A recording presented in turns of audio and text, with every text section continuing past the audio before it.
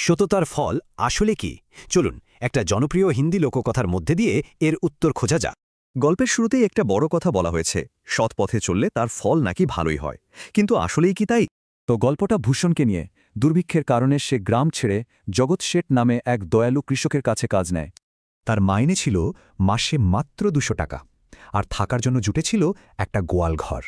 কিন্তু ভূষণ তার কাজে ছিল ১০০ ভাগ সৎ, আর এই সততাটাই তার মালিক জগৎ শেঠের চোখে পড়ে। খুশি হয়ে শেঠ তার মাইনে বাড়িয়ে দ্বিগুণ করে দেন। ভূষণও টাকাটা জমাতে থাকে। এভাবে জমিয়ে জমিয়ে তার কাছে হয় ৫,৮০০ টাকা। কিন্তু গ্রামে তখন চোরের খুব উপদ্রব। তখন জগৎ শেঠ একটা বুদ্ধি দিলেন। বললেন, টাকাটা গ্রামের সৎ জমিদারের কাছে রেখে আসতে। জমিদারও ভূষণকে ভরসা দিয়ে বললেন, একদম চিন্তা করো না, তোমার টাকা এখানে সুরক্ষিত থাকবে। কিন্তু ২ বছর পর ভূষণ যখন টাকাটা ফেরত চায়, তখনই আসল ঘটনাটা ঘটে। দেখুন, জমিদারের কথার আর কাজের মধ্যে তফাৎটা, মুখে এক আর কাজে আরেক। মার খেয়ে হতাশ হয়ে ভূষণ ফিরে আসে জগৎ শেঠের কাছে। শেঠ তখন একটা দারুণ প্ল্যান করে। এবার শেঠ নিজেই জমিদারের কাছে গেলেন। তবে টোপটা ছিল অনেক বড়, ৫,০০,০০০ টাকা।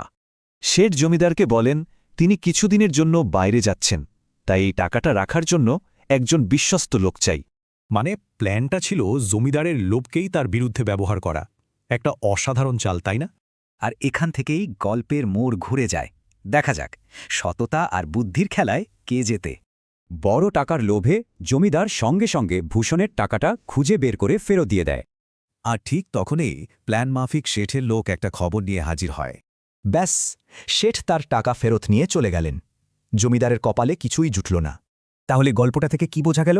শুধু সৎ থাকলেই হয় না, সাথে একটু বুদ্ধিরও দরকার হয়।